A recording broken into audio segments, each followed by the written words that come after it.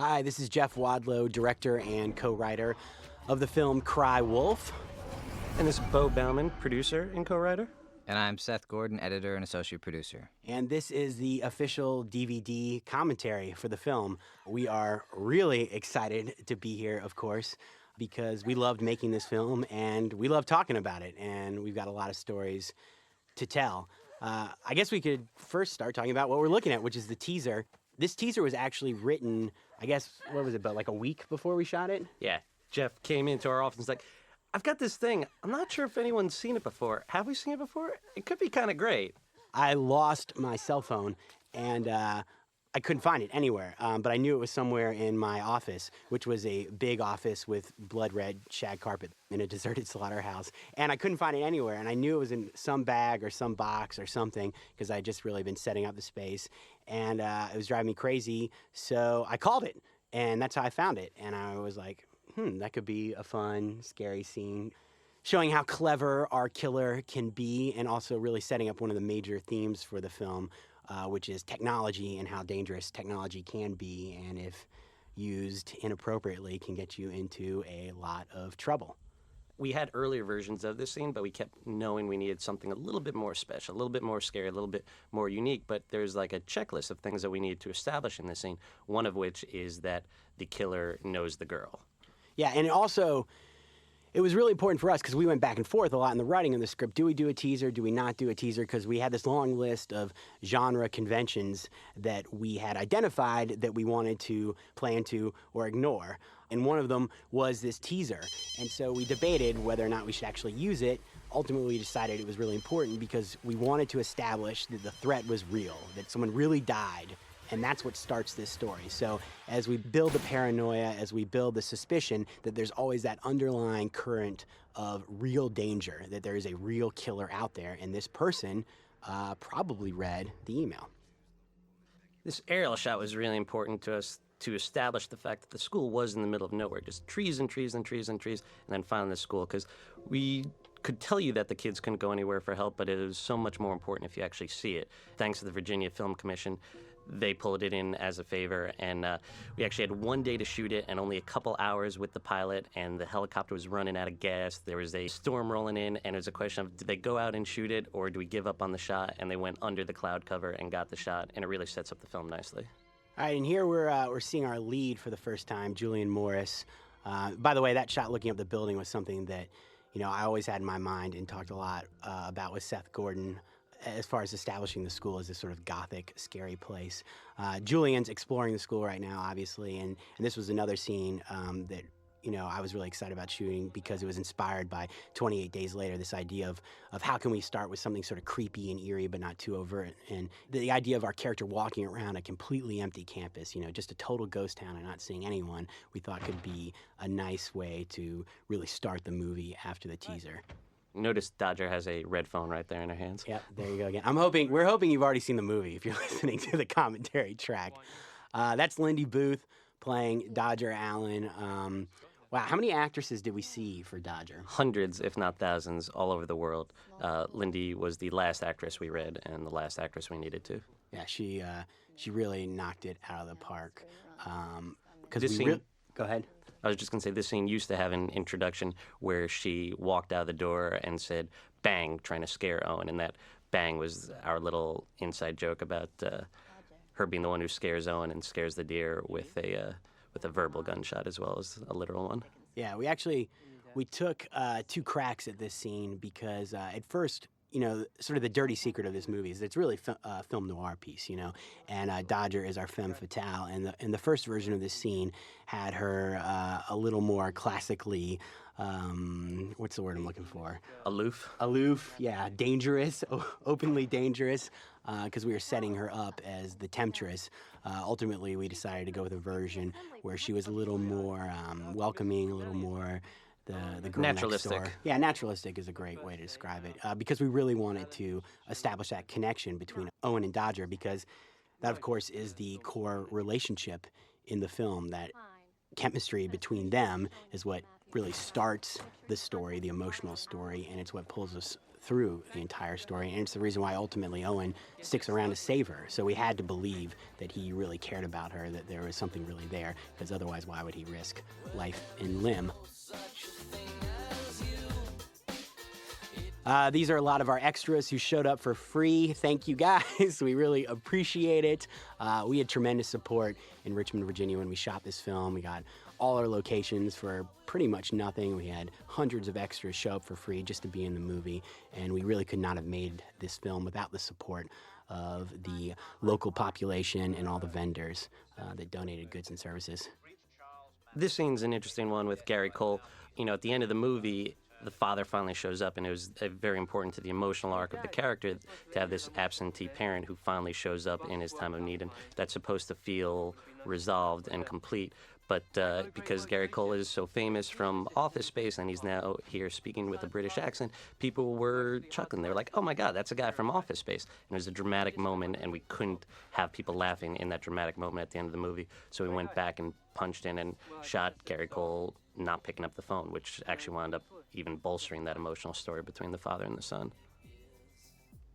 The school takes place in 8 different locations around Richmond, Virginia. Much of it is at University of Richmond, which is a fabulous location, but we had to add a couple other places from around town in order to make it feel like a cohesive campus. And putting our school together was really a jigsaw puzzle in its own right. And Seth and our script supervisor, Kristen, were really key in helping me figure out how it was all going to weave together. And there is Jared Padalecki, who plays the role of Tom. Jared was actually the first actor we cast. He came in to read for Tom, a character we had written as sort of a jock blue blood, and Jared brought in this incredible humor and really made him funny, but still managed to hit all the beats of being a jock and sort of being the campus stud. I guess the guy who thinks he's the campus stud. And he made us laugh, so we cast him immediately. This is where the characters sneak out. Originally, I had envisioned that as a much longer montage, sort of like a silhouette montage of them moving around the campus and slowly working towards the woods and then arriving at the deserted chapel. But Under the Gun combined it into just a couple shots. This, of course, is the chapel. We spend a lot of time here in the movie, and it actually reminds me of a comment that Ray Brown, our key grip, made while we were shooting. He said, I'm really excited to get into the chapel. The whole crew is excited to get into the chapel because we believe that stylistically, thematically, it is the heart and soul of this film, and we can't wait to get to work on those scenes. And to hear something like that from a guy like Ray Brown, of course, is really heartwarming because it means your crew is embracing the story and they're as into shooting the film as you are. Come on, Regina, you love to be the bitch. All right, everyone put your money in. This was the thematic core of the film. You know, it was very important for us to establish this game as a thematic linchpin to the rest of the film. You have to believe it's something the kids would actually play, and it's all about pointing the finger and making accusations. And it was actually a bit of a breakthrough when we realized that she was going to pick Owen to be the wolf. Yeah, because she picks Owen in this version of the scene. We should point out that we shot this scene twice. You can see the original version in the deleted scenes. I guess actually it's in the alternate scenes. There's a shorter version and a longer version. And originally we had the scene structured much closer to the game that this is based on, Mafia, where there are 3 wolves. And Dodger picked those 3 wolves. We'll talk about that scene when we get to it on the bonus features. But as Bo pointed out, thematically for the film, since there's 1 wolf ultimately in the film, it was really important for the game to have 1 wolf. And the fact that Owen is the wolf is a great sort of little clue, a little hint as to what Dodger's ultimate plan will probably be. When we were first writing the script, we knew we had to have this game, but we kept making up different versions of different games, and we realized that, you know, we're not Milton Bradley, so we were trying to find a real game, something that actually existed that we could believe the kids would actually play, and that's when Seth actually introduced us to Mafia. Yeah, when did you first play Mafia? High school. It's the first time I played Mafia was in high school, and we just got addicted to this game. And I played it with my friends all the time, and when we knew we needed a game about lying, I knew that's something that my friends and I knew pretty well, so I brought it up to Bo and Jeff, and I think it turned into a thematic inspiration, but also one of the most challenging parts of the film, because it's such a complicated game. you have the double problem of making it fit into the story and explaining it in a timely manner so that you can get on to the rest of the film and get your teeth sunk into the real characters of this story. And the game meant so much to this film on so many levels, not just within the context of the narrative that we're discussing right now, but in pre-production, for example, we play the game all the time. We played it with the crew. We played it with the cast. The cast, when they played, they had to use their character names or they got kicked out immediately. And it just became a real bonding activity for everyone who worked on this film. And then it came back again after the film was completed. We worked very closely with AOL through a relationship that Bo developed to create an online version of the game. Realized he can't open his mouth without taking a swig? So? It's empty. It's also very interesting, Seth brought up that this is when we introduced the characters. It was very important for us to make sure that this was a character-driven film. We had to like these characters. We had to want to spend 90 minutes with them, and this is the first time we actually get a chance to meet them. And, there were different drafts of the script where we actually said, hi, my name is this, hi, my name is that, and Jeff was very adamant that he was like, that's just too hokey. Like, we have to keep it natural, we have to keep it real, and we have to organically work those character introductions into this scene, which was yet another challenge. Yeah, it was such a tough line to walk because you wanted it to be confusing a little bit. You wanted it to be overwhelming because you wanted to feel what Owen is feeling, which is there's this whole new group of people, and he doesn't know any of them, just like we don't. But also you had to get enough information so you could, as Bo said, start to like the character, start to know the character, start to know who they are. And again, I think it's really a testament to our outstanding cast that you immediately like these characters, that you immediately know who they are, yet you feel that they're realistically portrayed and layered and complex, and that you can see the relationships there. They all brought so much to all the roles. I really think we got the best cast we could have ever hoped for, probably better than we had any reasonable expectation to hope for. And also, that's a real compliment to Fern Champion, our casting director. It was Bo who said to her, we want to cast just like The Outsiders, that 30 years from now, you won't believe they are all in one movie together.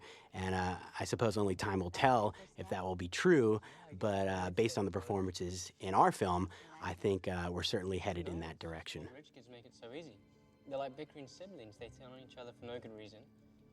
Graham's tell? Come on.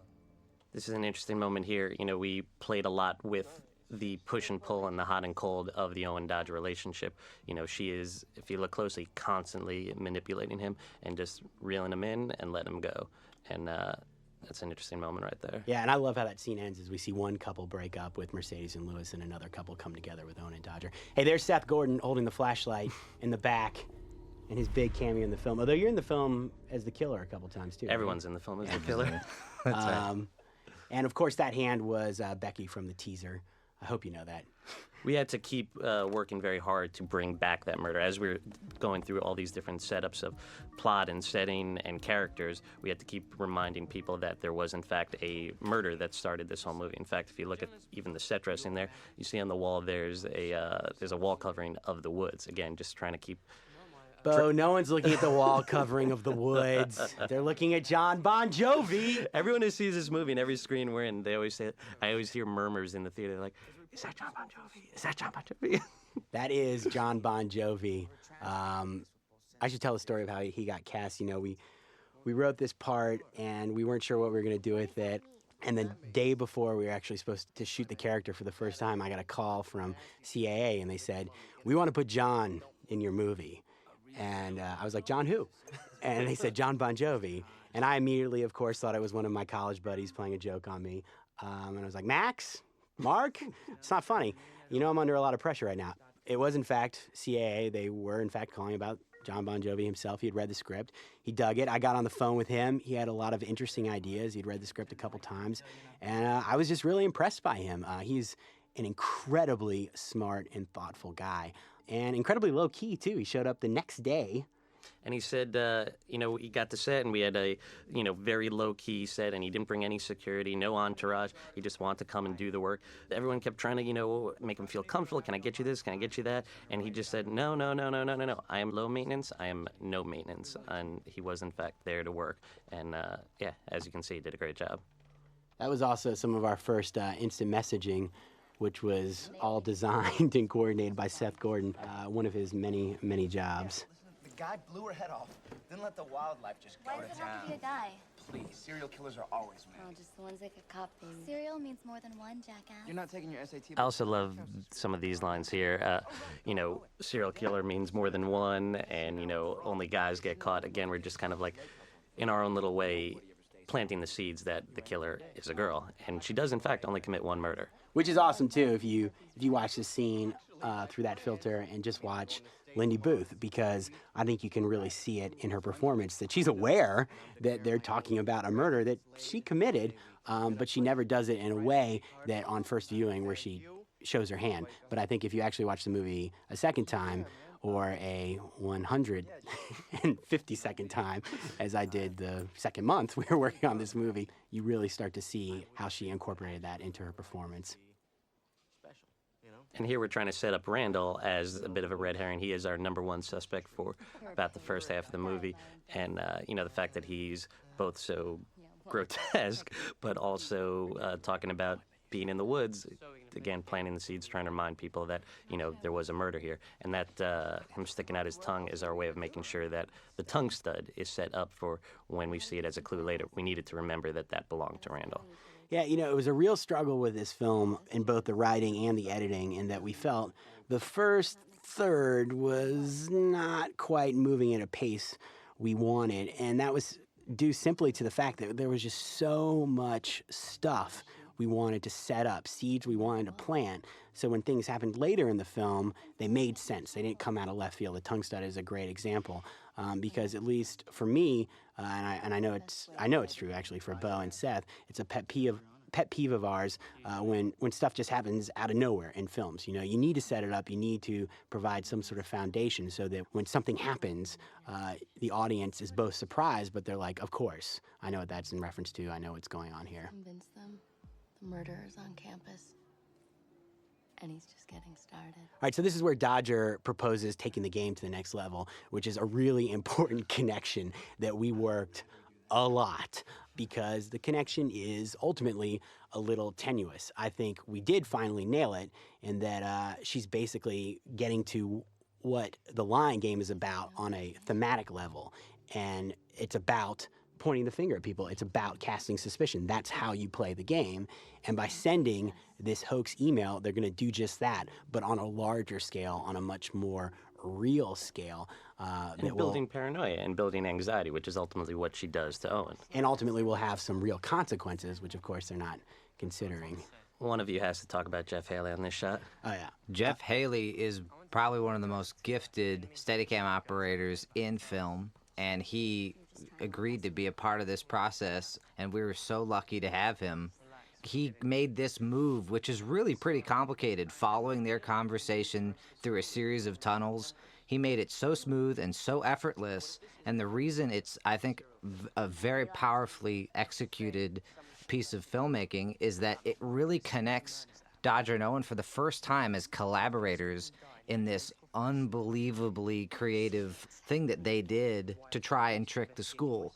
In a very subtle and elegant way, both Jeffs, Haley and Wadlow, worked together to make this one shot the collaboration between our two main characters. Yeah, when I found this location, I was really excited about doing that shot. I actually pitched it to Haley as like the ER shot, and he really figured out the details and nailed it. And we should also note that Jeff Haley was one of the 5 directors in the Chrysler contest in the last round with me. He was my direct competition and my main competition, and it really is a testament to what a great guy he is, what a good friend, and what an artist he is, that he was excited to come and make this movie with us. Yeah, he's totally just a filmmaker in his own right, in addition to a camera operator. He also, in that scene in the breezeway, had a story note that encouraged us at the very last minute to clarify how they actually conceived this first idea. So this is the Creating the Killer montage, which was, again, like many things in this film, the brainchild of Seth Gordon. We had shot this scene and this location at the Union Theological Seminary in Richmond, and I love the lamps and how they sort of stacked up, and we had to move pretty quickly, so we got it in pretty much 2 compositions, but ultimately, as we were editing the film, we felt we needed to be building more energy here, and Seth came up with the idea for this sort of split-screen, text-based sequence, also incorporating really one of Doug Lyman's notes about making sure we were connecting their words and the imagery of the killer back to the email. I spend a lot of time clicking a mouse, and as a result, I tend to think about things stuck on a computer screen, which happens to tie in perfectly to this film. Lost in the woods. Okay. Who's next? What if the wolf waited? If you look at Lindy Booth's performance there, it's pretty interesting that when she says the girl was shot, there is an incredible expression of recognition that, well, she's the one who shot her. Yeah, it's kind of funny that they're creating this killer, you know, if you really think about it, because the killer's standing right there. And the way Owen riffs on it and the way Dodger allows him to create the legend with her and create it in ways that she herself might not have imagined is, again, an awesome testament to the power of her plan, because she's allowing other people to take ownership of it because she knows that will make it work. Prima donna wannabe actor trying to play the big balcony scene gets his intestines. So we call this sequence the circle, and it's all part of sort of the bigger creating the killer sequence.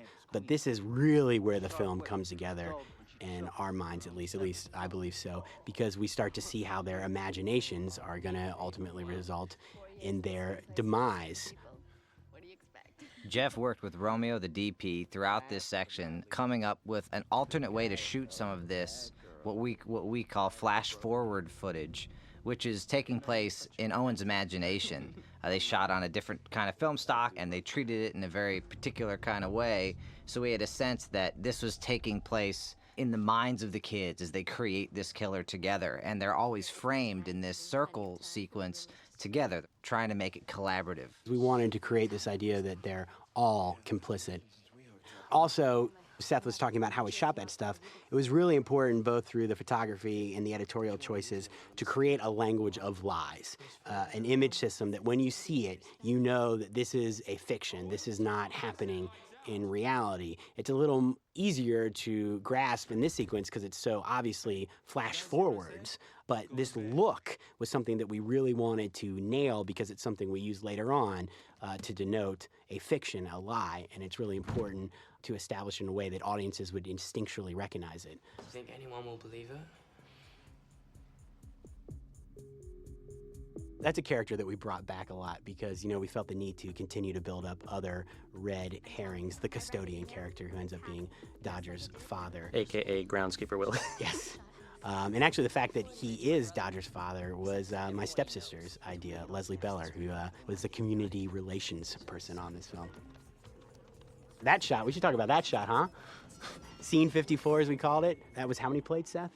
I think we shot over 100 ultimately. Yeah, it was a very ambitious shot that everyone, including Bo, I might add, kept trying to kill. I was just about to say, I was totally against it. I thought it was a misallocation of resources to constantly be sending Seth with a second unit to Seth's small unit? small unit They love to that. go shoot those plates.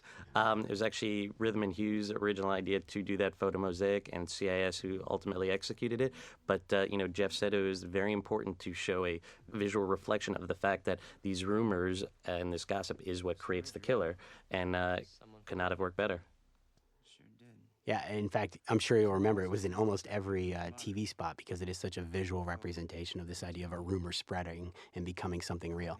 This is another scene, actually, the playing chess was Bo's idea. We always had this scene, but we didn't really ever have an activity for them. And games, you know, in the games we play, and game imagery is a major theme in this film too, obviously. And so Bo had this idea to have them playing chess, which I think is brilliant because it sort of sets up one of the bigger ideas for the film, but also it gives them something else to do and sort of take their attention off this sort of fairly expository dialogue.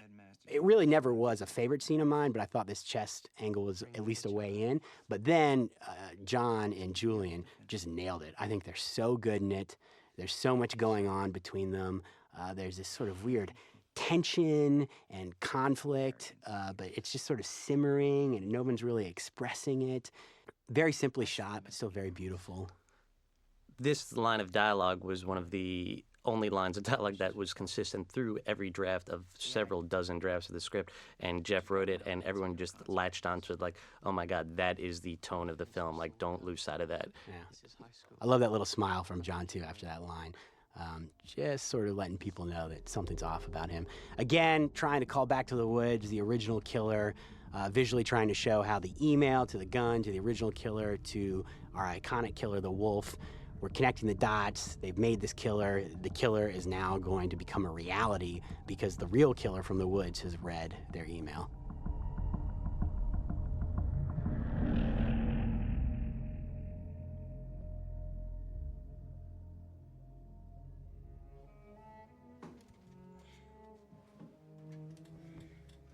Owen alone. Poor Owen. So sad. Calling his dad. Calling his dad, we went back and shot that first scene of the father refusing the phone call. Oh, look. Ah, Oh, jeez. I know those heads. That was Bo Bauman on the left, and that was my mullet on the right. We wanted to include a second beat so that at the end when he finally shows up, it is, as we call it, the rule of threes, which is just that there's something just inherently, organically natural and satisfying when you see something twice and it's paid off on the third time. I think this is the most important use of IM, the instant messaging, in the film, because it's the time where we use IM most effectively within the world of a horror film, where there's an imminent threat, perhaps around the corner. What's amazing about IM, though, is that it's anonymous. Ultimately, you don't know where someone is, and you don't necessarily know who they are. Their identity is blocked. And Bo and Jeff use this in the writing of the film to, I think, the best effect in this scene, because Owen is learning that someone has it out for him. He doesn't know who they are. He doesn't know where they are, which is, I think, the core of horror. Yeah, the IM stuff was really exciting for me, certainly as a writer, but as a director, it petrified me because there's nothing less cinematic than text on screen. And I was incredibly nervous about how I was going to shoot this stuff and still make it interesting. And fortunately, I really think the production design works really well. The room is really interesting, and the actors give a great performance. And Julian Morris is certainly an outstanding reactor, I guess if that's a word. He reacts so well. You can see what he's thinking in his face, and he just knows how to convey the thoughts of the character through just his expressions in such a powerful way that the IM scenes really work, as long as he's typing on the keyboard. For those IMs, we knew that it was a bit of a revelation when we discovered that the IMs work so well on so many levels with that anonymity of the internet. But, it was a long struggle. We were trying to figure out, well, this killer has to stalk them somehow. Was it going to be through the phone, through letters, through, torn out collages of magazine letters? But we felt we'd all seen that before, but the IMs was something that we had never seen before. Whoever it is knows your screen name. The pool scene, I love the scene. I remember how the scene came into being. Actually, there's very few scenes where I remember the moment where I wrote it or Bo first pitched it or we first talked about it. And this scene, I remember the moment I wrote it because we had our outline for Act 1 and this scene was not in it. And I was sitting at Bo's table in his house and he was working on a different part of the movie and I was working on this part. And we were supposed to go from Owen reading the IM, thinking it was Dodger, and then going and trying to find Dodger. But I was like, we need something scary, we need something more visual, we need something to happen here. And it's one of the few times in the film, I think probably one of only like 3 or 4, where we actually change perspective. It's no longer from Owen's perspective, it's from Dodger's perspective, and it's a great fake out scare. Originally, I wanted to go back to Owen's perspective a little bit sooner so we could see their glee at scaring Dodger, but we got some notes in post to milk it for all the fear and danger that we possibly could. Dodger looks so vulnerable, she's in the pool, it's this great deserted location, really go for it. And we did through the editorial work, and I think the scene is great. What's great about this right here is that it's also establishing that they're kids who play pranks, and these pranks could go wrong. And as you see here, like someone could get hurt, someone could die from these From a joke. kids playing these jokes. Yeah. When we shot this, it was probably one of the hardest days, certainly for me, and I'm sure the crew, in the entire shoot. We had one day to shoot all this stuff in this location. It's at a pool at VCU in Richmond. And we had to set up this very complex shock block system where if one of the lights fell in the pool, the whole grid would shut down so we didn't kill our cast. The problem was a lot of our equipment was not top of the line. A lot of it was. A lot of it was, but some of it wasn't. The cabling was hand-me-down. Yeah, we had a little dry rot in some of the cabling, so pretty much anytime we rolled the camera, we would get a fluctuation in the power, and the whole grid would just go boom. So it'd be like, roll camera, everyone would be on their places, and I'd say, action! Someone would say one line, and then the lights would go and just shut off. And we lost the whole first half of the day to this. And the electricians were working like crazy. Bob Spencer, our gaffer, I think probably lost 10 pounds that day because it was so hot and he was running around like a madman. Eventually they cracked it, and at lunch, even though we didn't have a shot off yet, we were good to go. I stared at my food for the entire lunch. And then gave a rousing, inspirational speech to the crew who just rallied behind him. I was just trying to scare you.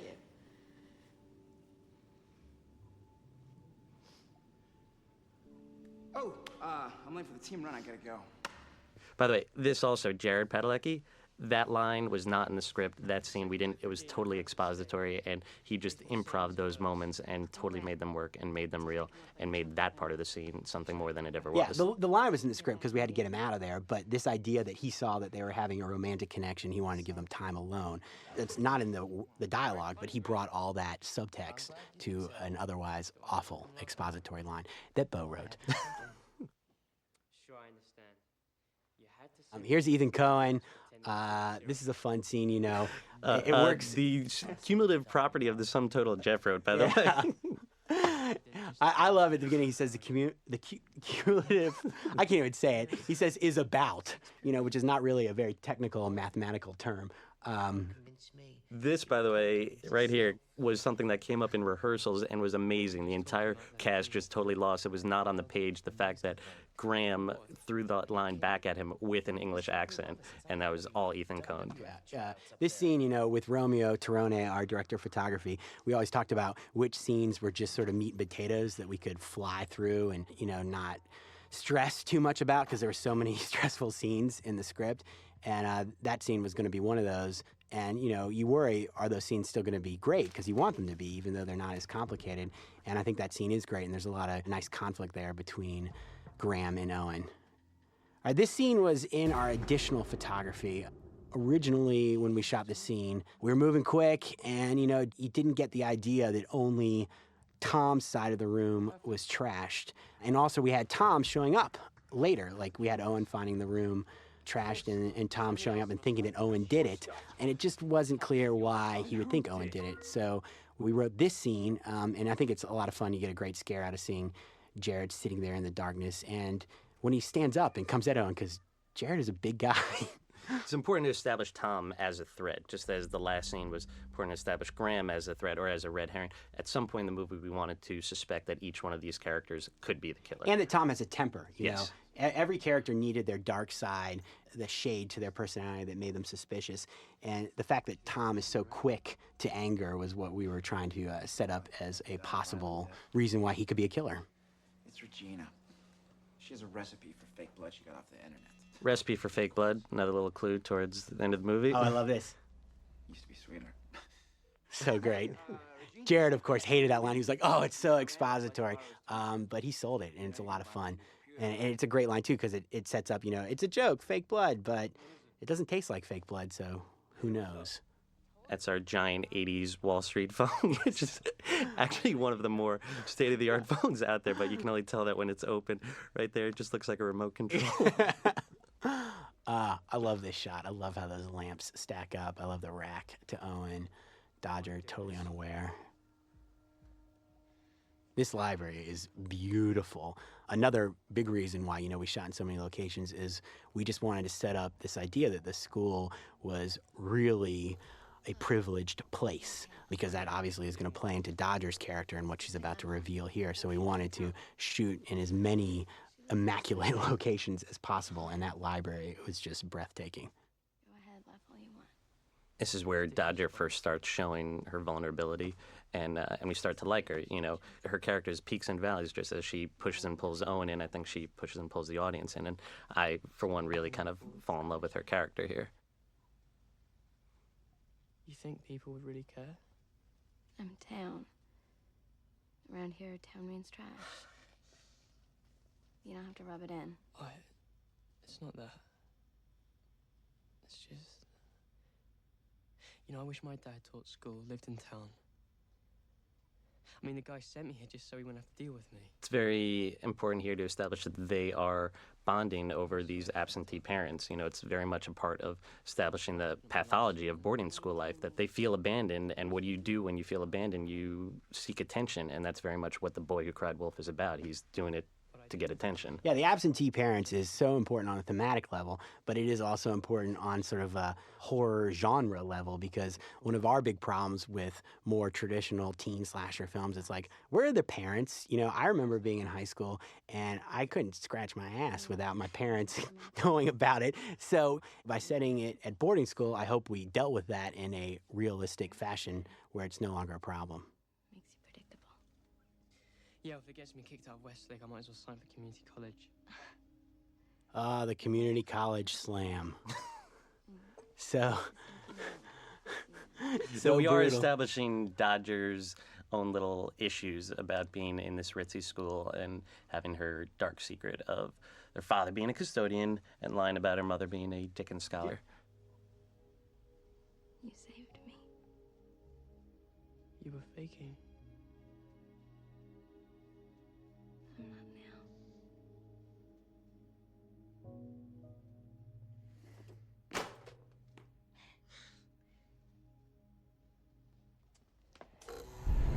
Dude, the killer just crossed. That was the wolf. That's the first time we see the wolf in the whole movie, in the real world. Again, you know, earlier we talked about like the language of lies, and that's the first time where the orange ski masked camo jacket clad killer actually appears in the world we've established as real. And this is pretty much the midpoint in the movie, so it should be a big, oh my God moment. Because their lie is literally coming true. It's manifesting itself in their real world. That moment, among others in this scene, was carefully planned with Jeff, myself, and David Renchi, who we worked on storyboards with. The governing principle and sort of the great gag that they came up with for this scene is that there's these time-sensitive lights that turn on and off in the stacks, as they did in, I think, all of our college stacks. Motion sensitive. Motion sensitive, so that when the killer, prospectively the killer will walk down the row and the lights turn on and off. Jeff always referred to this as like the shark fin in Jaws. You have a sense that he's coming, but you don't really see that imminent threat, and that's what we planned carefully in the storyboards for this gag that's coming up here. And what's funny about the scene, you know, I was really scared of shooting this because there was going to be this X factor, whether or not these lights came on or off, that I wasn't going to necessarily be able to control. And I was just worried that we were not going to get through this scene in the amount of time we had allotted. It is a key scene. It's one of our big, scary scenes. And we nailed it. You know, they had this thing pre-rigged. Bob Spencer was my hero that day, our gaffer. And we got out of there like 2 hours early that day. One of my favorite things right there, see those orange books? I mean, it's a little bogus deconstructions, whatever, but the orange books and the orange light at the end of the hall and Dodger's red hair, you know, there's a lot of thought put into the colors of this movie, and obviously that's all supposed to evoke the killer. For the record, the books are there when we got there. I'm They're pretty sure still- production designer Martina fucking moved them there on purpose. Speaking of another bogus thing that was already there, if you notice on the ground there's actually a kind of a checkerboard structure to the tiles. Oh, that's why I picked the location. Yeah, exactly. The same thing in the chapel, it's the same thing on the ground, and, you know, again, just trying to play on these themes of games and chess and... Yeah, I think the way that happened was we were shooting this scene. It was like 5 a.m. I was delirious because we were deep in the night, and Seth Gordon came over to me. He was like, oh my God, the floor looks like a chessboard. And Seth And I was like, also dude, leave me alone. Seth is also the one who came up with the chess and checkers line. That was in a conversation we were having about Dodger's character, and he was just like, yeah, you know, it's like Dodger's playing chess and everyone else is playing checkers. I was like, it's in the movie. And it became more and more of a theme. Sorry. Not a fan of the PDA. For everyone over 16, that's public display of affection. I didn't know it either. I can't remember where I heard it originally. But anytime I watch a rough cut with like my dad or someone else, they're like, whoa, what did she say? PD what? And, you know, the father, the custodian, does back up. You know, when he's looking at the email, he's looking at the stupid things his daughter's doing when he's watching her walk away from the guy. And if you think about that, too, what a creepy relationship to walk right by her dad like that and not say anything or acknowledge him. It really speaks volumes about Dodger in hindsight. That book is weak low, no exit. Hell is other people. There was an actually version of the script where Randall was a existentialist quoting Loudmouth, and Because we all know so many existentialists quoting Loudmouth. and that was dropped. But the one remnant of that was the book that's on the ground is a sign of them causing their own demise. So this little pop technique that brought us into this was something that I came up with Seth on during pre-production, mostly because, you know, again, this was sort of meat and potato stuff, and we wanted to think of ways we could make it visually interesting, but not create new problems for ourselves. And so Read on the cheap. yeah, and we thought about creating this effect that he's sort of like popping from spot to spot, and we put like tracing paper on the monitor to line it up, and it became this big deal. And it really works. It's fun. I can't think of many films where I've seen it. Can one of you please tell the story about the voice of Jenny Oh Ryder? my God, the voice of Jenny Ryder. So I was on a studio lot for another meeting or something while we were in editorial, and I saw this cute girl.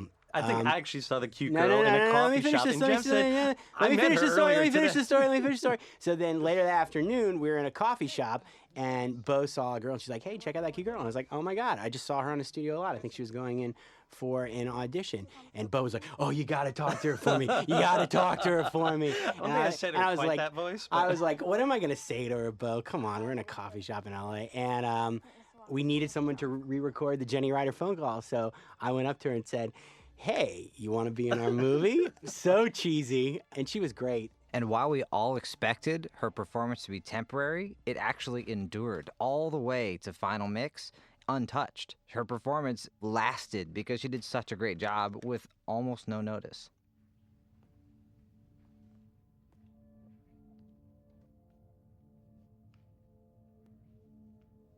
Oh, this scene is where you finally start to understand what this movie is really about.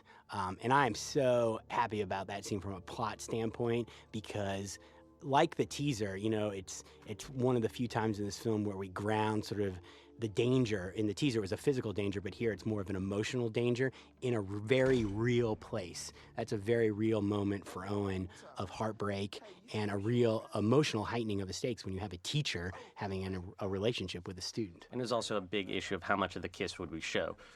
Again, it doesn't matter now or it doesn't matter later. You have to show a small enough amount so that you believe that she pushed him away, that there's something Owen didn't see, but a large enough amount that it feels real and it hits. Owen! Tom, what do you want? Chill, buddy. I'm just trying to figure out what I'm gonna be for the Halloween dance. You figured So out this what scene you has got a bunch of little setups in it too, which are kind of fun to think about in hindsight. If you listen to what Tom says, both be murder victims. Regina's a be- pro with special effects Yeah. makeup. Oh, come on, dog. Don't make me chase you. Don't make me chase you to this thing. Guess what? He's going to chase him there in the dining hall attack that's coming up. Really? On the Friday of Halloween? I love this transition too, just because it's so clear what Owen thinks of Rich Walker at this point in the movie. What's on the overhead projector is an article about Orson Welles' original War of the Worlds hoax. We did some research on hoaxes and found out that Orson Welles' original hoax was actually on October, I believe, 28th, and it was 50-something years ago, even more than that, and we want to try and work that into the film, and no one can ever read that overhead projector. You know, all these computer screens too. This is a computer lab at the University of Richmond, and Seth had to come in and put everything on every screen. That must have taken forever. One of the screens actually has the Chrysler site on it. There it is. There's a Chrysler site on Dodger's computer screen. There's my website on the other one. All these extras are great in this, by the way. Lee Kilton Smith, who was the acting consultant on the film, basically taught an acting class that I took for a number of years, came out and helped me run rehearsals because we had such a large cast, a lot of them with not a lot of experience being on a set. She gave this great speech to the extras while I was working with Julian and John about, you know, how they are a part of the story and they need to tell their story, and they did a great job. This is a great location. One of the many great locations, University of Richmond. It looked really good when the sun was out. As it happened the day we went to shoot it, the sun wasn't out at all. So much of the morning was spent making the sun look like we wanted it to, and Romeo did an amazing job with that. Big movie- Story-wise, it's a big movie star shot. Big movie star moment. I love that shot of John when he turns around And story-wise, go ahead, Bo. I love the fact that there's finally a motive for a killer. You know, you believe that John could be the killer because Julian's blackmailing him. You know, you believe that he could kill these kids to protect this secret, to protect his job, whereas up until this point, you know, it's just some random psycho. Because killing someone is a lot less, bad than sleeping with a student. Johnny's great in this scene. He's so creepy. You know what, Owen? What? I like you. But you think you're smarter than you are. This line is fun. I think we wrote a bunch of different versions of it. Well, there are a bunch of different versions of it peppered throughout the script. We kept wanting to reinforce this idea that they think they're so smart, they think they're so clever, but they're actually getting themselves into a lot of trouble. And that line was actually only sold when John inserted the word but. Up until that point, it was a little bit awkward, but it finally made sense when he was like, but you think you're smarter than you are. This scene, I remember I was shouting at the extras, if you eat the food, you will be in the movie. Because the props guys and gals did an amazing job, but that food was disgusting. But I wanted it to look real, and no one was eating the food. So I kept saying, if you eat the food, I guarantee you'll be in the movie. And Little Red Riding Hood, I asked Seth to please include as many frames as possible of her with the hood on before she takes it off, so the over the river and through the woods line would make sense, and you'd know that she was dressed as the Little Red Riding Hood. You gonna come to the dance? Those extras, speaking of, are actually the same extras walking in a circle around the camera. Oh my God, yeah, we did that trick so many times in this movie. It's really unbelievable. Yeah, there's like literally 8 people in this whole scene. And the same 8 people attend the dance soon. Yes, and they're just circling the camera. If you actually look at the costumes, they keep coming by. Like there's a cowboy hat you'll see that comes by a lot. The angel is the other one I always noticed. Although the clown, see the guy with the pink wig? You'll see him a bunch of times too. Although it works, you know? I mean, we use the rationale all the time that if people are looking at that, we're screwed anyway. Yeah, we got bigger problems. This was another scene that we took a second crack at in additional photography. The first time we shot it, it was envisioned to be this scene, but we had about an hour to shoot the whole thing during principal production, and I turned to Romeo, the DP, and I said, how long is it going to take to light the scene? He said, about an hour to light, which means we would start shooting at that point, and we only had an hour to do the whole scene. I said, Romeo, we got an hour. He walked over to the wall, flicked the light switch, and he said, we're lit. So we shot a truncated version, and then once we got some additional financing to shoot some additional scenes, we came back and realized the full version of this scene, which I'm very proud of. Toasted cheese. Hot bar. If I had known, hot bar I can live with, toasted cheese kills me. If I had known I would be staring at that for the rest of my life, I definitely would have put meatloaf, something, anything besides A toasted Halloween cheese. flyer over it. Because honestly, what is toasted cheese? I love how you can see the steam coming up here. Oh, there's one of our big fake out scares. Who is that? Could it be lesbians in the manager's office? I think I'll investigate. This scene is great too because it really set up the rationale for our whole soundtrack. Because you know, it really bugs me when movies put out soundtracks with tons of music that's not in the movie. Even though we have a soundtrack that has a fair number of songs that aren't in our movie, this idea that it's Owen Matthews' Westlake mix, that it's what he's listening to, both in this scene and other scenes that we don't see. By the way, speaking of Halloween costumes and the extras, this angel and devil is very important to Jeff to Devil. vampire, whatever.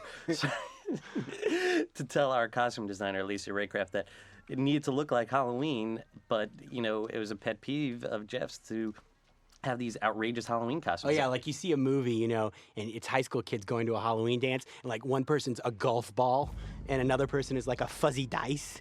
It's like nobody has those costumes. Every Halloween party I ever went to in high school and college, you know, people basically make their costume from stuff they can find. Sort of like our killer, who wears things you could find in any Walmart. Guess I better watch my back. That's a shot, by the way, from the old version, that knife insert. This was one of our big stunts. 3 cameras, Steve Ritchie, big fall. That hurt, I promise. Nowhere to go. Yeah, I like this scene a lot because, you know, in a traditional film, he would just go running out into the woods, which is the last place you really want to be because you know the guy's coming and the guy's going to find you out there. But here, to create this sort of what's the word, diversion, that he went outside but stay inside. I think Smart hero. It's a clever ploy.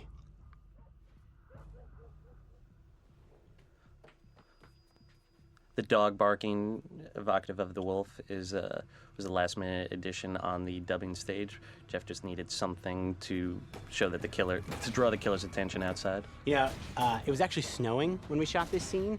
And if you look really closely, occasionally you'll see Bo Bauman in the background sweeping the snow away. A little bit of salting. Yeah. Hands-on producer doesn't do him justice.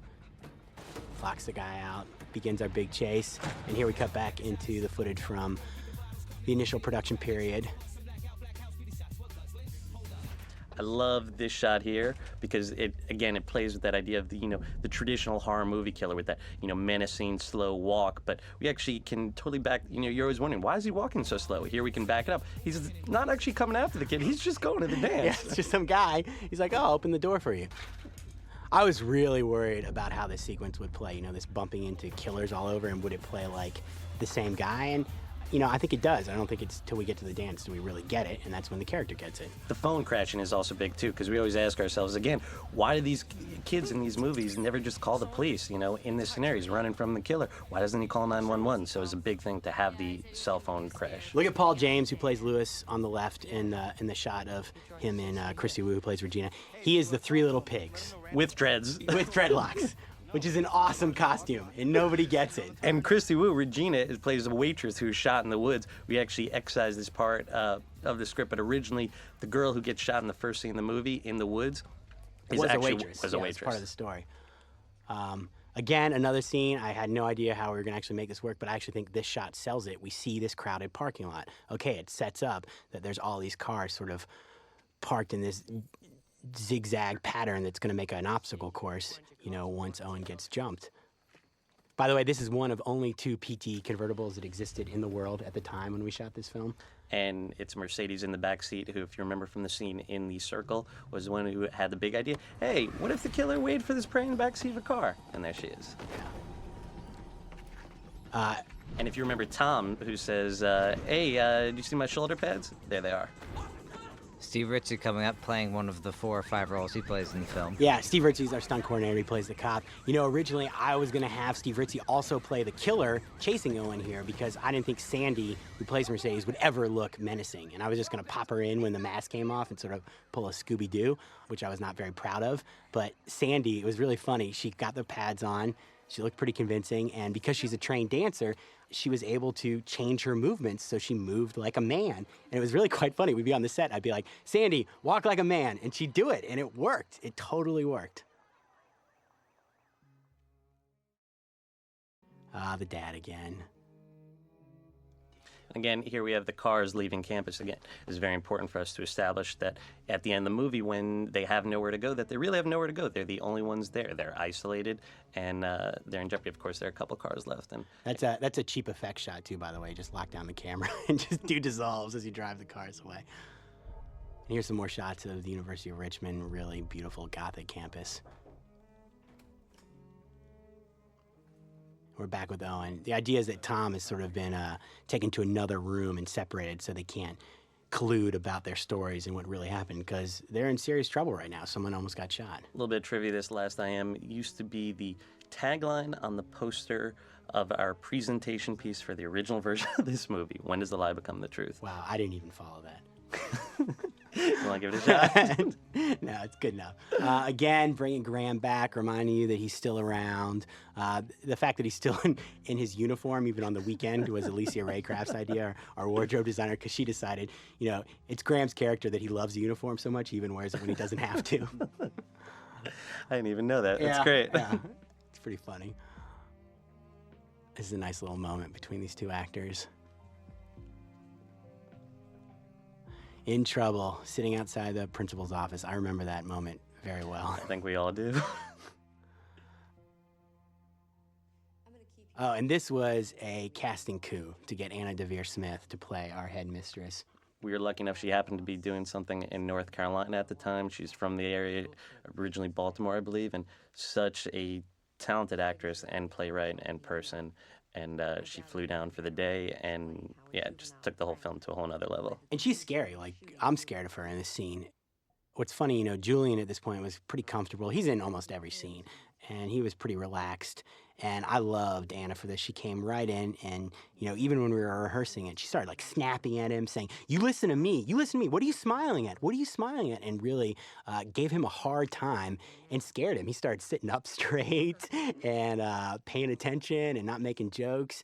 And it really changed the energy of the scene, and it's due entirely to her. And of my made the favorite stakes real lines. at the school. I mean, that's what you're afraid of at school, is the boss in charge, and she really brought that with her. But then I love that we totally take her down a notch and just make her a mom, Because powerful women and how women can run the show, again, is a big theme in this story. They're not traditional, victims. The women are in charge in this movie, just like Anna Deavere Smith. But I love that we took her character down a notch by bringing her son in, not taking her down, but showing that she is a real person at the end of the day, that she's just putting on an air for her student. Was read by the person who murdered that girl. Owen, please. No, I got another IM today. This is our big oh shit moment where our main character figures it out, that it wasn't about last night, that all these jokes have been just distracting everyone from the truth.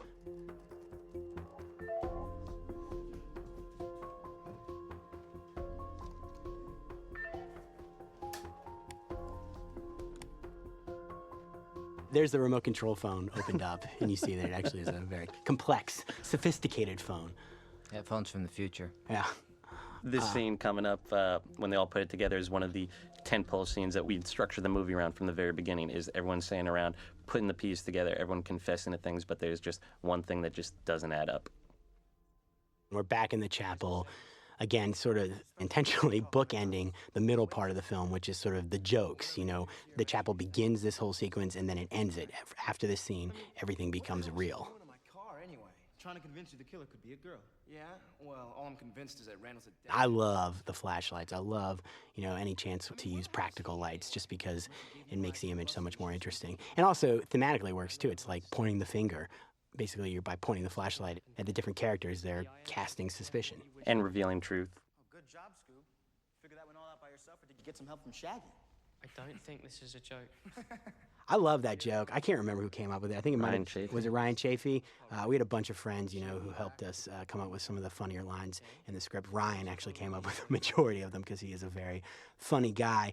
And it's really quite amazing how often we reference Scooby-Doo in the making of this film, both in a positive way and a negative way. I guess in a negative way, there were some shots or some moments that sort of felt like, the kids running in and they're like, "Aroo!" And we really tried hard to change those and tweak those so it didn't feel like an episode of Scooby-Doo. Basically, it was a rule that anytime something felt too Scooby-Doo, we said, no, we have to do it differently. We have to make it more real because that feels Scooby-Doo. So because that was in our minds as we were shooting the film, this joke has added relevance. Set up for the car. You smashed my laptop. I got a little carried away. I was in character. In character? And this is where we start saying, like, okay, so all the times we saw the killer before, this is who they really were. And it does back up. We were merciless about making sure. The logic worked all the way through. Yes, and there's this one thing that's unaccountable, and they're blaming Randall, but Owen's starting to think it might be the person who really killed this girl. It's not us, man. It's got to be Randall, all right?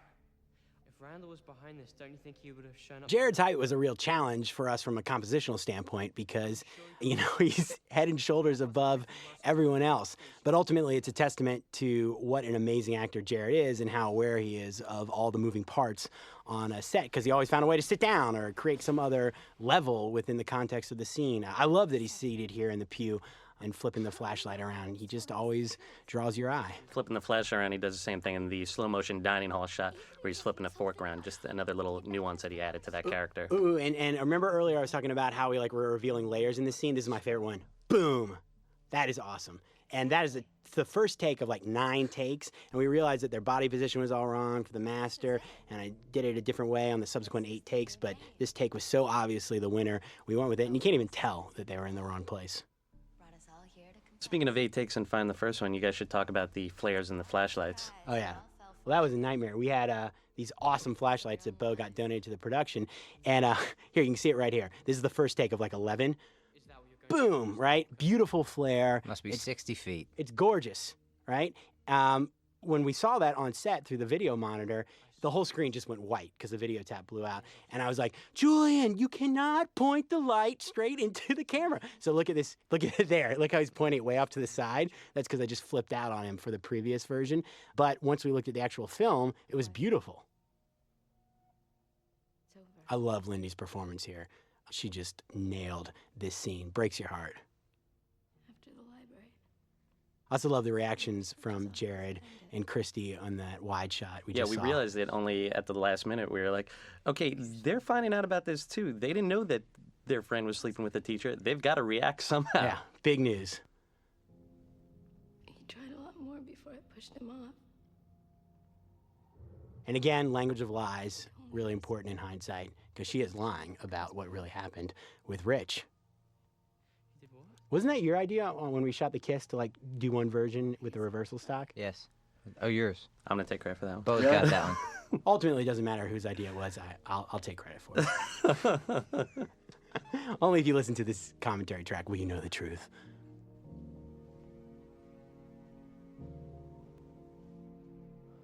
Should really get some sleep, baby. Love that reaction from Julian.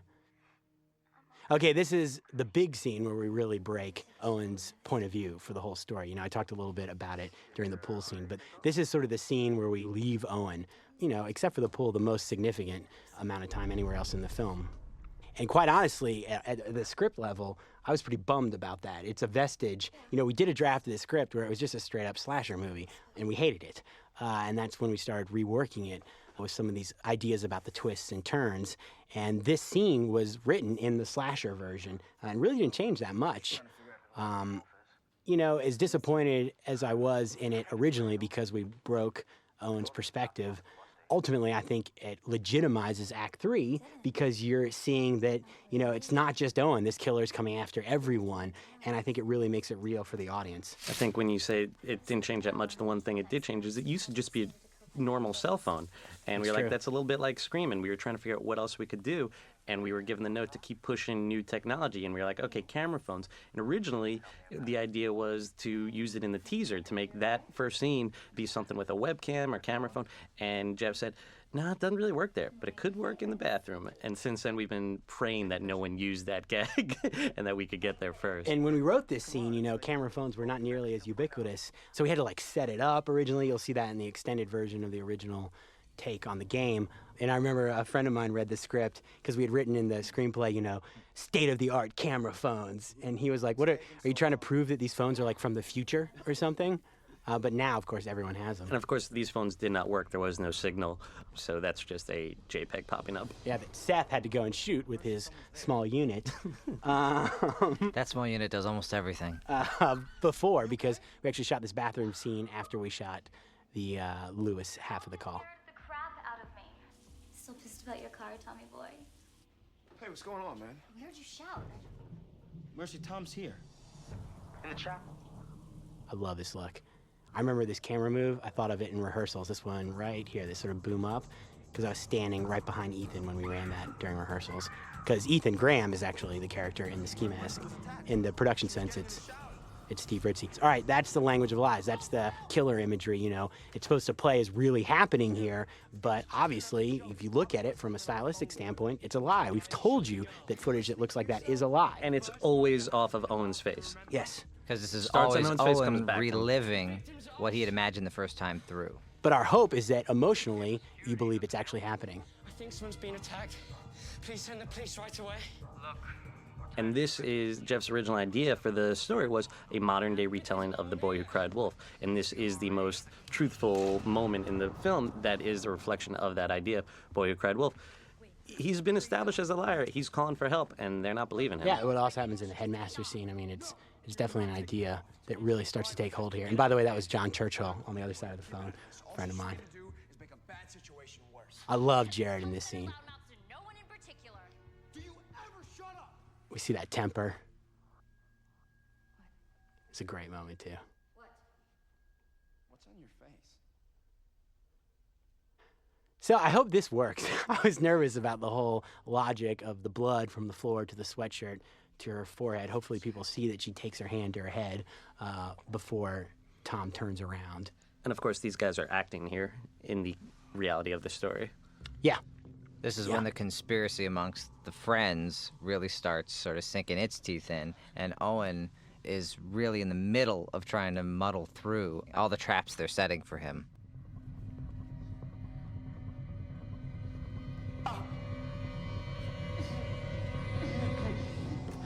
Such a great dead face from Jesse Jansen, who is really outstanding in this film, you know. I actually remember looking at his headshot when it came in with like a stack of hundreds of others, and he really is just awesome as Randall. What about Dodger? What about her, man? I'm going to find her. All right, so earlier we were talking about the Owen-Dodger relationship setting up this moment, because you have to believe that Owen cares enough about her to risk life and limb, and he doesn't look like a chump. And I think it works, you know, I totally believe that Owen would do this. And now we start, run, Owen, run. Yeah. Yeah, Julian ran so much in this film. You can't even really tell by how much footage we use, but he was running all the time. And he likes to run because it got him pumped up. I love that for- cut door to door. Yeah, it got him pumped up for the scenes. But sometimes he would run with his headphones on and we would lose him, and that became a real problem. We made a rule he had to keep eye contact with me. Mercy, she's gone. I surprised him. I think I heard him, but... All right, so this is where obviously Lewis is now in on the joke. You know, he wasn't before when he was on the phone with Mercedes, but now he's playing along. Some more of the murder footage, establishing that it's a lie. This is Again, one of off these Owen's scenes. face. What's that? Off Owen's face. This is one of these scenes that, this scene was not in the script, but when we were location scouting, I saw this amazing stairwell that was like 5 floors and you could look all the way up in. It was really visually interesting, and I just went back to the production office and I pitched Bo the scene, and he thought it would work, and we worked on it together, and it's certainly one of my favorite set pieces in the movie. If you remember the scene before Owen witnesses the kiss, Mercedes says, yeah, Dodger lives on the floor below me. Yep, big setup for this. It's one of the quietest moments in the film. It's where we really drop all the sound out, and I think that's really effective. Well, it certainly was the intention with like the chaos of the stairs, like blah, blah, blah, blah, blah, blah, to sort of take a breath here and really try to build some more of the suspense. So I can't we'll all remember be who, quiet. someone said this recently, but I thought it was a real compliment, certainly to the editorial work that Seth did, but also to the way the whole film is designed, that, you know, sometimes it cuts really quickly like a traditional sort of commercial teen horror movie, but other times we really have these long extended shots where we show that, you know, we can hold it. We don't have to cut.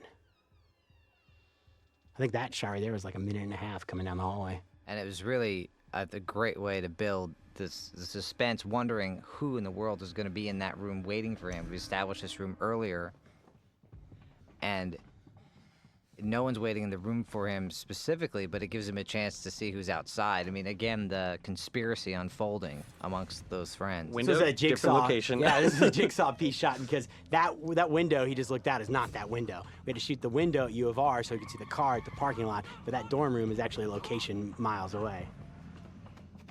There's a lot of lying about geography all the way through the film. Which we had to plan out very meticulously, obviously. This window Back is again, yeah. not in that door. Yeah. Establishing that door is locked. It's going to be important coming up. And he's calling Mr. Walker's name, that he's going there for help, not because he thinks Mr. Walker's a suspect yet. Another long shot here, just holding, suspenseful, wondering now. Another location we've established before, who might be behind that door that we're about to reveal. That location is absolutely gorgeous, and it was beautifully lit, but I'm still not sure we do it justice in this film. It's like Wayne Manor. Yeah, it's at U of R. It's just so gothic and gorgeous. It's where like all the best professors on that campus have their offices, and we were really fortunate to be able to shoot in there. Carla Schreiner, who was our U of R contact, made it happen, and we owe a lot of this movie to her and to the University of Richmond. Moving our production in there was like carefully dismantling a museum so that we could come in there with our sloppy behavior.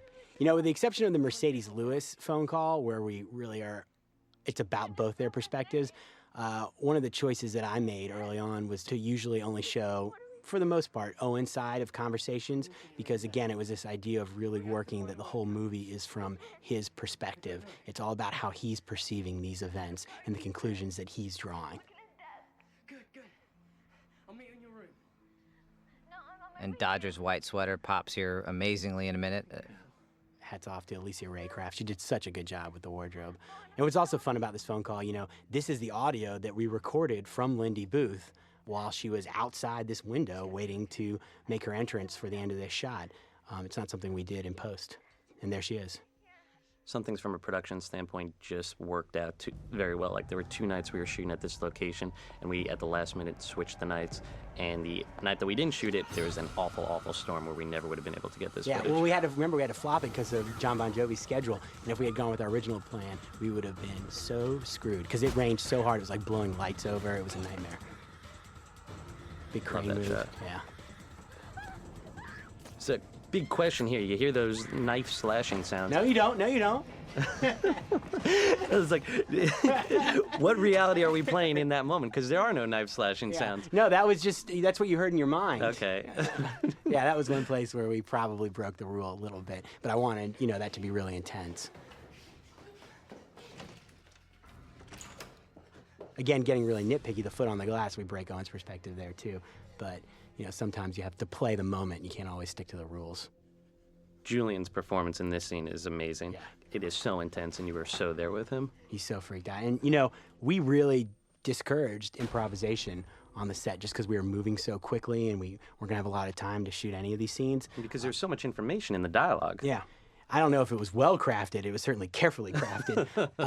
But this scene coming up here was one of the few times when I encouraged Julian to improvise, and a couple of the lines he just came up with on the spot actually made the cut. I love the realization there. We didn't make fun of the fact that he keeps the gun in the same drawer with the eraser. Go ahead. I think you just did. And there's John. We did the kiss with Lindy first, but this was actually John's first scene. And again, hats off to him to walk into this little film and have this huge scene be the first thing he tackled. I really think he did a great job.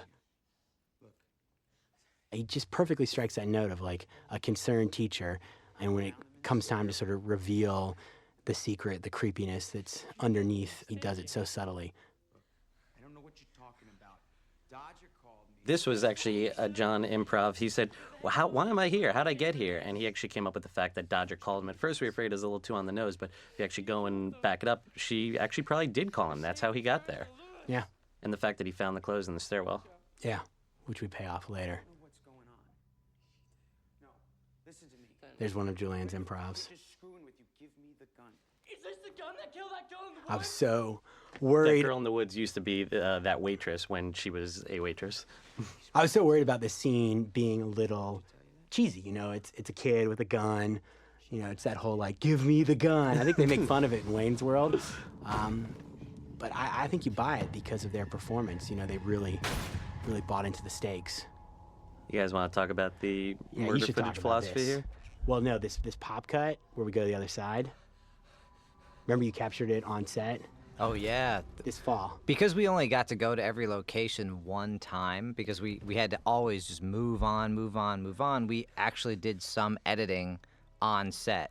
We were capturing footage straight off the video tap, and we would perform edits we needed to know would work ultimately right when we were there, so we had the chance to make corrections if we missed something. We caught a couple of mistakes that we were able to fix at the time. This is one of those scenes. It was totally critical because it sells the gun I also love struggle. right there, just jumping. She's standing under that light. She looks like a ghost. For That a was the second, you think idea. she's a ghost. Yeah. I know, I love it. Yeah, then and she we stepped- did more of that in color correction, like we glowed her.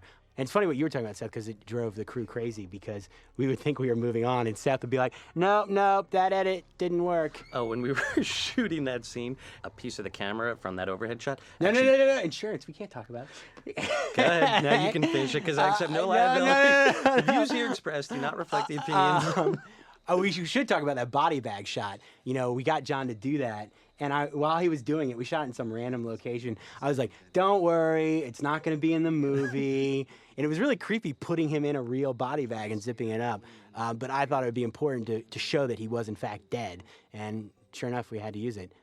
All right, all these little vignettes here were shot during our additional photography phase to really flesh out their explanations. Because on the page, it certainly worked with their dialogue. You got that it was an elaborate joke that was played on Owen and Mercedes. But we realized in the edit that you needed to fill in the blanks because otherwise it just didn't feel real, and the dialogue goes by so quickly. And the goal here was to always use footage that you saw to bookend the footage that you didn't see. I guess I should say that Owen didn't see. We did it so that you saw it before it happened, you saw Owen imagining it as it happened, and then you saw the explanation of what actually happened and why Owen was in fact wrong. That is the coat from the woods. Yeah, turned inside out. You can't even tell because I was so paranoid you'd be able to tell it was the coat from the woods. I was like, turn inside out, and now it just looks like a plaid shirt.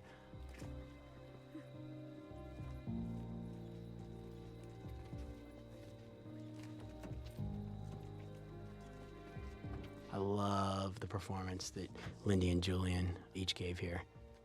You can really feel the tragedy of the situation, that this joke went horribly wrong. It makes the movie feel like it's over, and here we're getting sort of our epilogue, our explanation for how this joke could go so wrong, that our teacher was in fact a murderer. We established the relationship more clearly.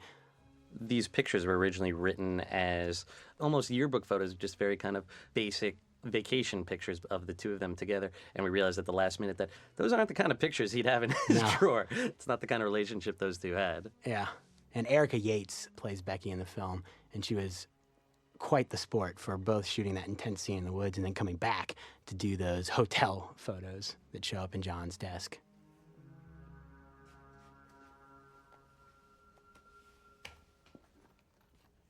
My attorney tells me the news is good. They're going to drop the charge. Gary Cole, this was the first scene he shot. He flew into Richmond with a brutal cold, pretty much just as a favor to shoot this one little scene, not realizing that we were going to make him come back and shoot 2 more scenes and do some voice work. He was such a sport and such a pro, so good. Really was a pleasure to work with. You know, I loved working with the younger members of our cast. I really felt like we were in it together and we were learning together. But then to have someone like Gary show up who has so much experience and is such a professional, it was really an amazing learning opportunity for me as a director to work with an actor like him. I remember that when he discovered after arriving that he needed to do this performance in a British accent, he asked, well, what part of Britain? Which is a testament to just how experienced he really is. Which is when we introduced him to Julian and said, can he sound like him? And he did.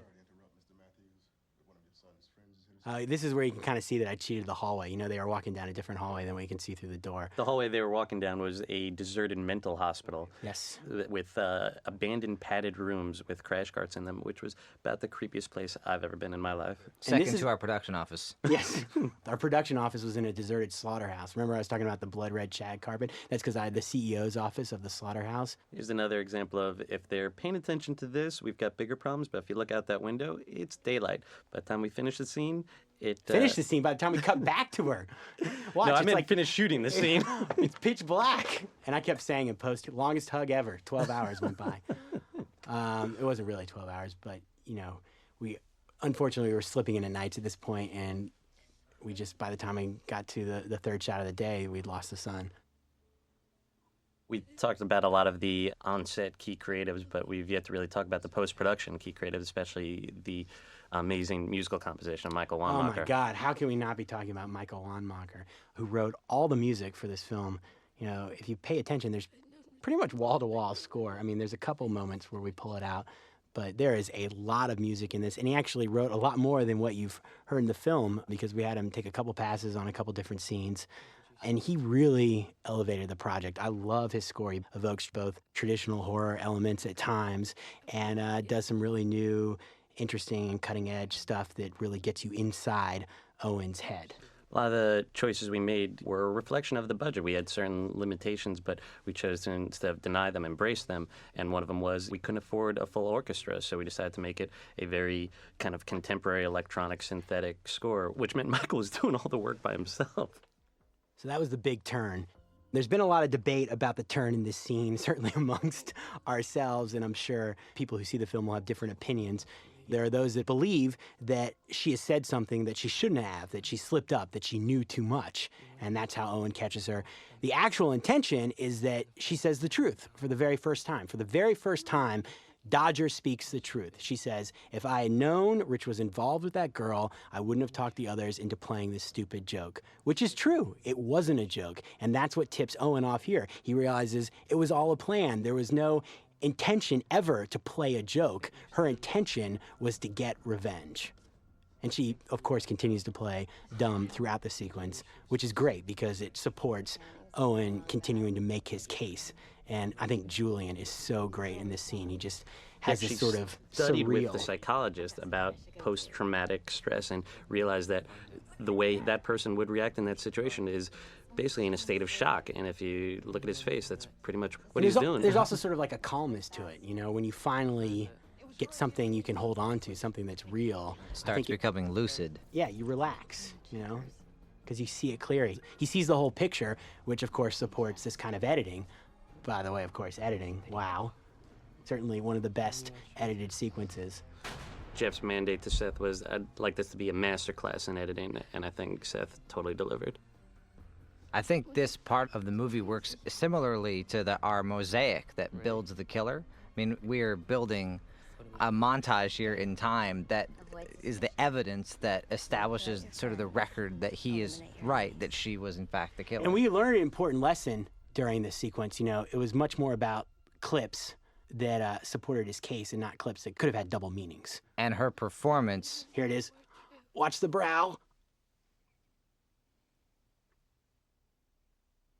There it is. Ah, that is so good. I mean, that to me makes the whole movie work. Right there. I've always said this scene was the key to the film, and that singular line reading makes the whole movie work on an internal level. Judge it compared to other films as you will. Within the context of the film, I think it works because of that moment, because of that performance. Julian Morris, all alone in a crowded police station. Yeah. And that was the idea, to be all alone, to feel alone even amongst others. That last shot, too, of Lindy Booth with the gun in the woods, the stars just aligned for her. She missed her flight and was supposed to have left Virginia by that time, but she was on set that day when she shouldn't have been, just hanging out. And we were like, you know what? She's here. Let's put her in the coat. Let's put the gun in her And just hands. gotten a haircut, too. Yeah. You can't even tell because we put a hat on her. Yeah. She didn't even look like Dodger anymore. These are all the people who made it happen. Yeah, wow. It's a long crawl, but we couldn't have made it without any of these people. We should probably talk about the Chrysler contest. This is a good enough place to do it, I think. This whole film was a result of a very long process. Bo and I went to USC together, where we made our thesis film, The Tower of Babel, which I directed, and he co-wrote and produced with our buddy Matt Stukin. And we made this film that Kevin Spacey's got some uncredited narration on, which is on this disc, and we entered it into a bunch of festivals. One of them was actually a contest called the Chrysler $1 Million Film Festival. And it was a 7-month process. For the first leg, they put the Tower of Babel online. People watched it and voted. Fortunately, I've got a big family and Bo's got a big family. Everyone voted for us. And we made the top 10. At that point, they flew the top 10 directors to Cannes, where they had to make a branded short film that featured a Chrysler in, what was it, 7 days or 10 days? I can't remember. It was a blur. It was a week or a little bit over. And we had to shoot it, edit it, and then screen it on the Quaset during the Cannes Film Festival, and that's where Mr. Seth Gordon really came into the picture. He flew over there with Bo. They both were obviously there. I couldn't imagine having done that without them. And from that point on, we can imagine doing anything without Seth. And then we were in the top 5, and Jeff Haley was one of the top 5 directors who we mentioned earlier. And the top 5 had to write a screenplay, shoot 5 minutes of it, prepare a pitch and design a poster, and present it all at the Toronto Film Festival, where we won the top prize, which was $1 million grant to go and make our movie. And it took us a little while to rework the script. We got some notes, but eventually we finished the script and we went and shot Cry Wolf. And we were really lucky because the contest sort of created this image that we had been given this great opportunity and that we were aspiring and up and coming. A lot of people got on board because they wanted to support that idea of giving young filmmakers a shot at the big time. And so from the Virginia local crew that, you know, cut their rates and came and worked for us for next to nothing, to all the vendors that donated goods and services, because of the Chrysler $1 Million Film Festival, we were really able to make a film that was much bigger than we ever should have even tried to make. I mean, we were crazy to attempt this film on that budget, but thankfully people believed in the project, they believed in the contest, and we couldn't have done it without them. Yeah, just echoing those sentiments, just my profound and eternal gratitude to everyone who supported us. They did it for all the right reasons. So few people got paid on this. You know, for whatever reason they did it for, it was ultimately a labor of love for a lot of people who poured just all of their blood, sweat, and tears into this little movie, which we really hope is worth it. We hope you enjoyed it. So sit through those thank yous, because those people really deserve to be thanked, because they certainly didn't get paid. Thank you again, everyone. Seth, you want to add anything?